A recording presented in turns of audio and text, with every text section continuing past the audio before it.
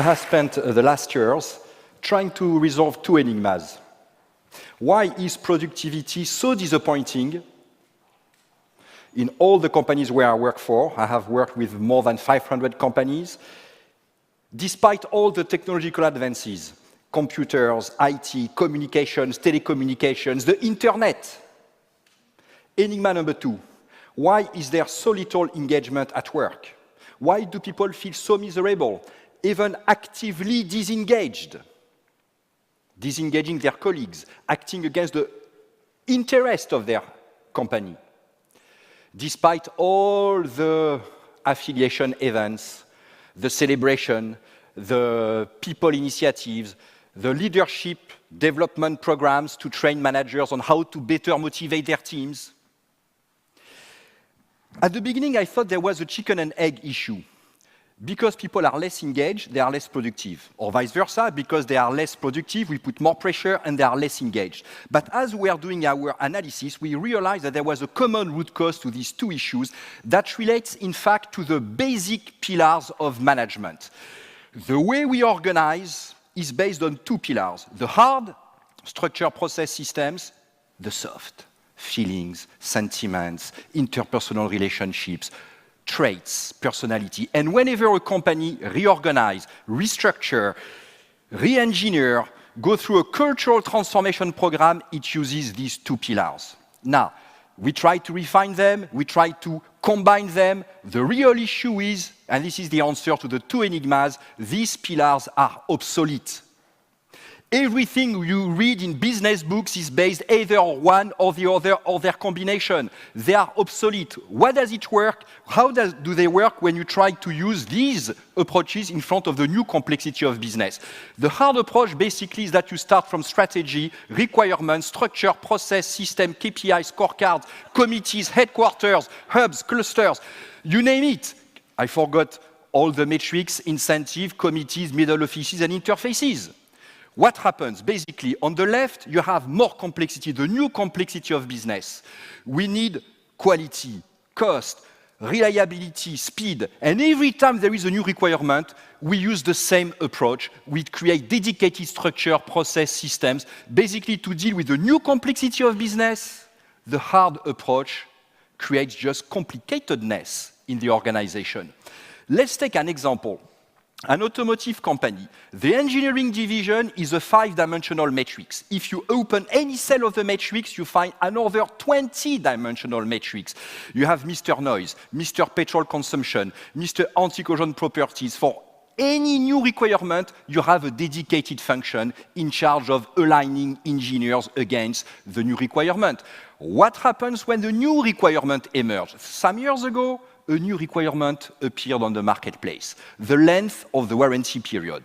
So therefore, the new requirement is repairability, making cars easy to repair. Otherwise, when you bring the car to the garage to fix the light, if you have to remove the engine to access the lights, the car will have to stay 1 week in the garage instead of 2 hours, and the warranty budget will explode. So what was the solution using the hard approach? If repairability is a new requirement, the solution is to create a new function, Mr. Repairability.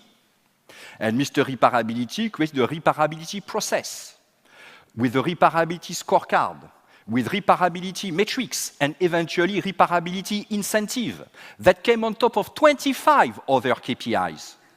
What percentage of these people is variable compensation? 20% at most, divided by 26 KPIs, repairability makes a difference of 0.8%. What difference did it make in their actions, their choices? To simplify, 0. But what a cost for 0 impact, Mr. Repairability, process, scorecard, evaluation, coordination with the 25 other coordinators to have 0 impact. Now, in front of the new complexity of business, the only solution is not drawing boxes with reporting lines. It is basically the interplay, how the parts work together, the connections, the interactions, the synapses. It is not the skeleton of boxes, it is the nervous system of adaptiveness and intelligence. You know, you could call it cooperation, basically. Whenever people cooperate, they use less resources in everything. You know, the repairability issue is a cooperation problem. When you design cars, please take into account the needs of those who will repair the cars in the after-sales garages.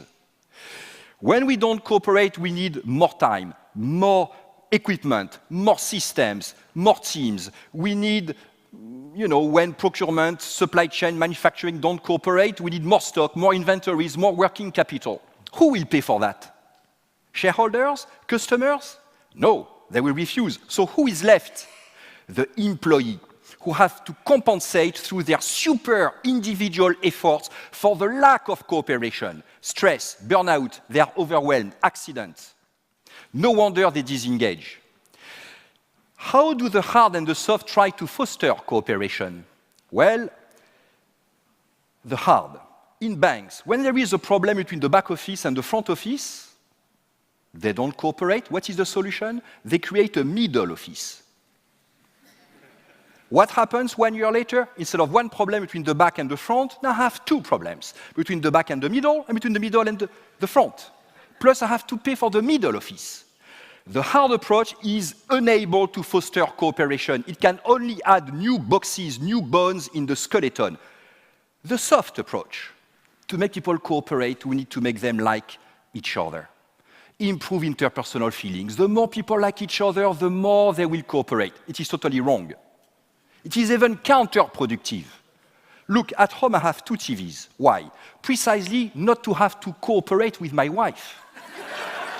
Not to have to impose trade-offs to my wife. And why I try not to impose trade-offs to my wife? Precisely because I love my wife. If I didn't love my wife, 1 TV will be enough. You will watch my favorite football game. If you're not happy, here is the book or the door. The more we like each other, the more we avoid the real cooperation that would strain our relationships by imposing tough trade-offs, and we go for a second TV or we escalate the decision above for arbitration. Definitely, these approaches are obsolete. To deal with complexity, to enhance the nervous system, we have created what we call the smart simplicity approach based on simple rules. Simple rule number 1. Understand what others do. What is their real work? We need to go beyond the boxes, the job descriptions, beyond the surface of the container to understand the real content. Me, designer, if I put a wire here, I know that it will mean that you will have to remove the engine to access the lights.